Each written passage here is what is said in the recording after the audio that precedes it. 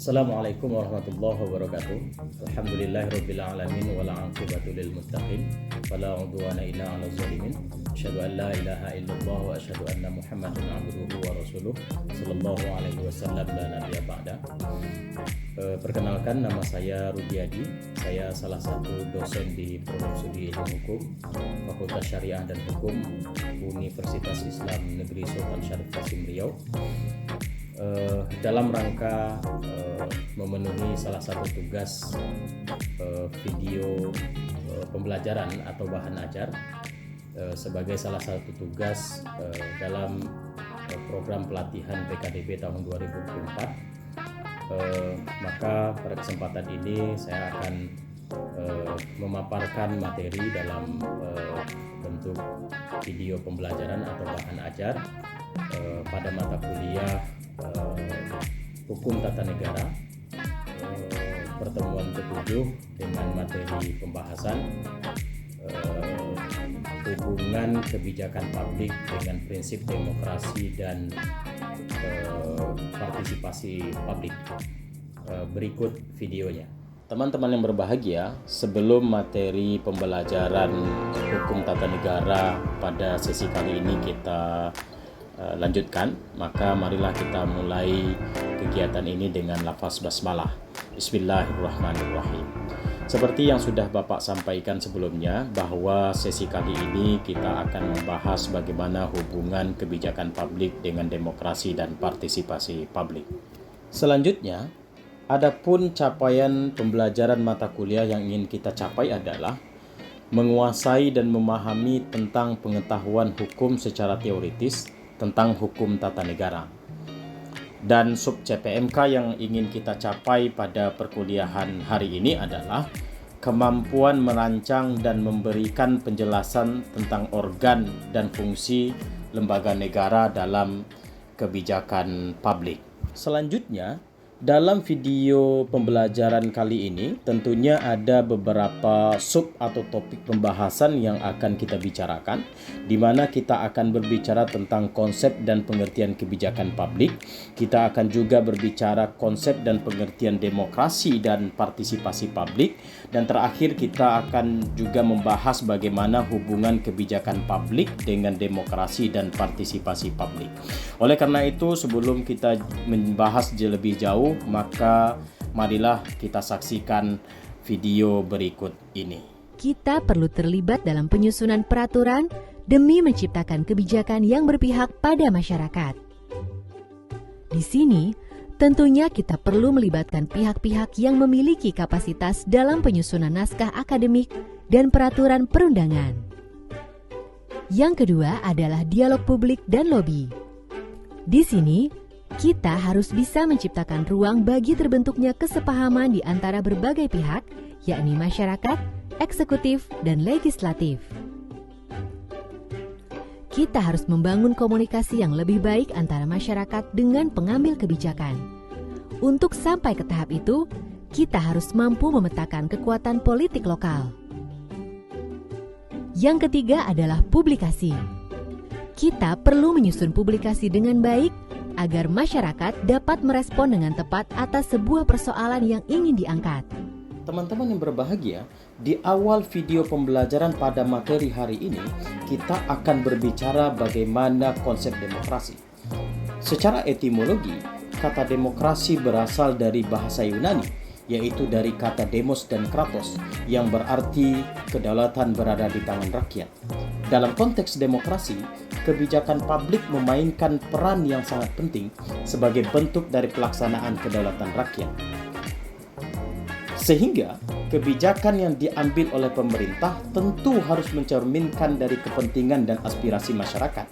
Hal ini bisa diwujudkan melalui berbagai mekanisme, seperti pemilu, di mana rakyat memilih wakil-wakil mereka untuk merumuskan kebijaksanaan. Selanjutnya, ada beberapa prinsip yang mendasar ketika kita berbicara tentang konteks atau konsep demokrasi. Yang salah satu prinsip di antaranya adalah perlindungan terhadap hak asasi manusia, di mana konstitusi memberi jaminan terhadap diri setiap warga negara, dan warga negara memiliki hak yang sama untuk berpartisipasi dalam proses pengambilan keputusan yang menyangkut kehidupan bersama. Selanjutnya, pada slide berikut ini, teman-teman bisa menyaksikan beberapa prinsip penting di dalam konsep demokrasi. Ada prinsip kedaulatan rakyat. Apa maksudnya? Bahwa di dalam prinsip demokrasi itu, kekuasaan ada di tangan rakyat. Hal ini memberi pesan bahwa pemerintahan, ketatanegaraan, dan keberlangsungan kehidupan negara harus berdasarkan keinginan dan kedaulatan dari rakyat. Yang kedua, ada prinsip persamaan hak dan keadilan. Ini yang tadi disampaikan sejak awal, bahwa dalam prinsip demokrasi ada salah satu utama yang dijadikan prinsip mendasar, yaitu perlindungan terhadap hak asasi manusia. Yang ketiga, ada prinsip pluralisme dan toleransi, bahwa dalam demokrasi sangat menghormati terhadap keberagaman warga negara. Sehingga untuk merawat keberagaman dan prinsip demokrasi itu, maka kita perlu melakukan tindakan atau sikap toleransi terhadap keberagaman itu. Yang keempat, ada prinsip check and balances. Salah satu prinsip utama di dalam demokrasi menghendaki adanya keseimbangan di dalam kehidupan ketatanegaraan. Sehingga salah satu prinsip yang ada di dalam demokrasi itu disebut dengan prinsip check and balances. Yang terakhir, di dalam demokrasi juga mengutamakan prinsip partisipasi publik. Ini penting karena dengan adanya partisipasi publik di dalam kehidupan demokrasi, maka akan melahirkan kebijakan publik yang efektif dan efisien, sehingga bisa mencapai cita-cita dan tujuan dari bangsa Indonesia. Teman-teman yang berbahagia, di awal pembahasan pada video pembelajaran ini, kita sudah sama-sama membahas dan menganalisa tentang bagaimana pengertian dan konsep demokrasi.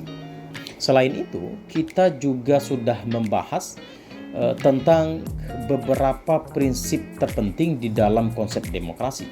Yang salah satu di antaranya adalah pentingnya partisipasi di dalam konsep demokrasi sebagai pembuktian terhadap kedaulatan rakyat. Untuk apa? Agar pelaksanaan kehidupan ketatanegaraan itu akan berlangsung dengan baik. Kenapa? Karena kebijakan publik yang diambil atau dilaksanakan oleh kekuasaan atau oleh pemerintah yang berkuasa mengikut sertakan partisipasi publik di dalamnya. Sehingga kebijakan publik itu akan menjadi kebijakan publik yang efisien dan efektif, serta mampu menjawab persoalan yang terjadi di tengah-tengah masyarakat. Dan kebijakan publik itu akan bisa menjawab terhadap kepentingan publik. Lalu, apa yang dimaksud dengan kebijakan publik? Kebijakan publik adalah serangkaian keputusan atau kebijakan yang diambil oleh pemerintah. Untuk apa?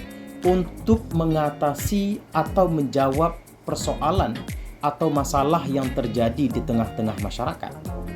Sehingga pemerintah berhak atau bertanggung jawab untuk mengambil solusi dalam bentuk kebijakan publik. Ini adalah proses yang melibatkan analisis, di antaranya perumusan masalah, perumusan solusi, dan implementasi di lapangan. Untuk apa? Untuk mencapai tujuan yang diinginkan dalam berbagai bidang seperti pendidikan, kesehatan, ekonomi, dan lingkungan. Teman-teman yang berbahagia, pada slide yang sedang kita saksikan saat ini menjelaskan tentang beberapa proses atau tahapan lahirnya sebuah kebijakan publik, di mana latar belakang dari lahirnya sebuah kebijakan publik itu adalah untuk menjawab persoalan atau mengatasi masalah yang terjadi di tengah-tengah masyarakat. Kebijakan publik adalah serangkaian keputusan, di mana keputusan itu diambil oleh pihak atau lembaga yang berwenang. Siapa? Lembaga atau pihak yang berwenang itu adalah pemerintah yang bertanggung jawab.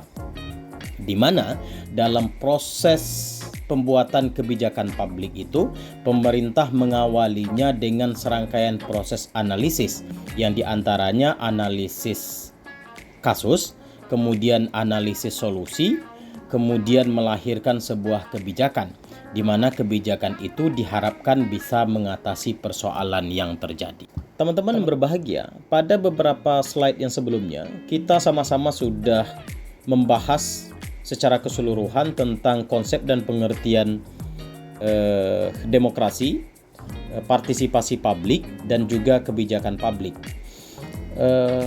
Sekarang kita berada pada pembahasan terakhir tentang hubungan atau keterkaitan antara kebijakan publik dengan prinsip demokrasi dan partisipasi publik. Ada beberapa hubungan atau keterkaitan antara ketiga hal tersebut. Yang pertama, bahwa dalam prinsip demokrasi ada salah satu unsur yang terpenting disebut dengan partisipasi publik, di mana partisipasi publik itu sebagai bentuk dari pembuktian demokrasi. Sehingga dari partisipasi publik itu juga akan memberi pengaruh terhadap kebijakan publik. Yang kedua, kebijakan publik dan partisipasi publik merupakan pelaksanaan atau pembuktian dari nilai-nilai demokrasi. Yang ketiga, di dalam mewujudkan kebijakan publik yang berkualitas, maka dibutuhkan partisipasi publik, sehingga kebijakan publik itu akan bisa terlaksana secara efektif dan efisien. Yang selanjutnya, untuk mengambil kebijakan publik yang berkualitas, maka butuh proses deliberatif. Artinya proses diskusi secara keseluruhan antara stakeholder yang ada di dalam kehidupan bernegara agar kebijakan itu tentunya menjadi kebijakan yang berkualitas. Yang selanjutnya, bahwa antara kebijakan publik, demokrasi, dan partisipasi publik merupakan salah satu pendidikan politik bagi warga negara di dalam kehidupan bernegara. Dan yang terakhir, hubungan antara kebijakan publik, demokrasi, dan partisipasi publik adalah soal transparansi dan akuntabilitas. Selanjutnya, ada beberapa kesimpulan yang bisa kita ambil terkait pembahasan kita pada hari ini tentang hubungan kebijakan publik dengan prinsip demokrasi dan partisipasi publik. Bahwa kebijakan publik yang efektif dalam demokrasi itu memerlukan keterlibatan aktif masyarakat dalam setiap tahapannya, dari mulai perumusan hingga evaluasi. Demokrasi memberikan ruang bagi masyarakat untuk berpartisipasi dalam kebijakan publik sesuai dengan kebutuhan masyarakat. Hubungan yang kuat antara kebijakan publik, demokrasi, dan partisipasi publik akan menghasilkan pemerintahan yang transparan, akuntabel, dan mampu menjalankan mandatnya sesuai dengan aspirasi masyarakat. Teman-teman yang berbahagia, demikianlah video pembelajaran tentang mata kuliah Hukum Tata Negara dengan topik pembahasan hubungan kebijakan publik dengan partisipasi publik dan demokrasi. Mudah-mudahan kita bisa menganalisa, memahami, dan menyimpulkan tentang substansi atau topik pada pembahasan kali ini. Mudah-mudahan kita bisa memahami konteks demokrasi, partisipasi publik, dan kebijakan publik, serta bisa bersikap toleransi sehingga dengan toleransi itu bisa menjaga dan merawat demokrasi dan kemajemukan bangsa ini. Itu saja mungkin untuk pertemuan hari ini, dan kita tutup pertemuan hari ini dengan lafaz hamdalah. Alhamdulillahirabbil alamin, dan saya sudahi dengan kalimat akhir. Assalamualaikum warahmatullahi wabarakatuh.